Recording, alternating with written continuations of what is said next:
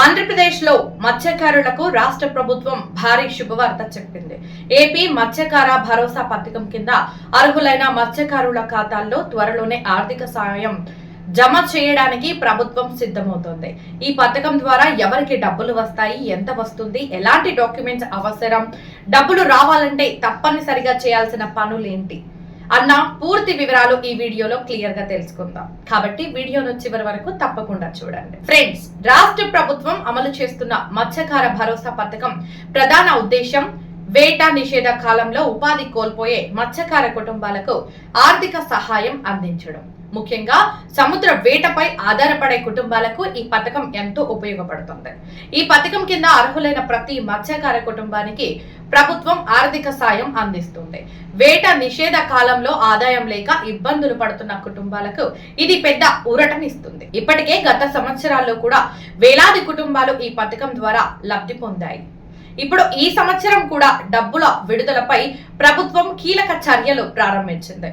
గ్రామ మరియు వార్డు సచివాలయాల ద్వారా లబ్ధిదారుల వివరాలను పరిశీలిస్తున్నారు. అర్హుల జాబితాలను సిద్ధం చేస్తున్నారు. ఇప్పుడు ఎవరు అర్హులు అంటే సముద్ర వేటపై ఆధారపడే సాంప్రదాయ మత్స్యకార కుటుంబాలు ఈ పథకానికి అర్హులు. మత్స్యకార గుర్తింపు కార్డు ఉండాలి, బోర్డు రిజిస్ట్రేషన్ లేదా ఫిషింగ్ లైసెన్స్ వివరాలు ఉండాలి. అలాగే ఆధార్ కార్డ్, బ్యాంక్ ఖాతా, మొబైల్ నంబర్ లింక్ అయ్యి ఉండాలి.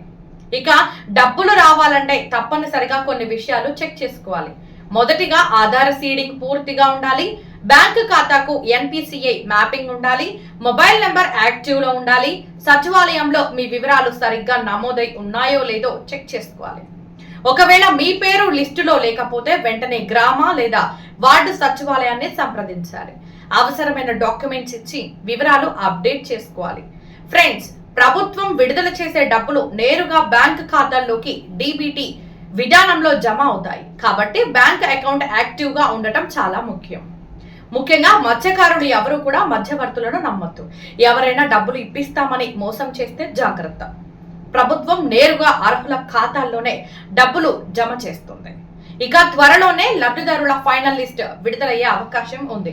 డబ్బుల విడుదల తేదీపై కూడా ప్రభుత్వం త్వరలో క్లారిటీ ఇవ్వనుంది.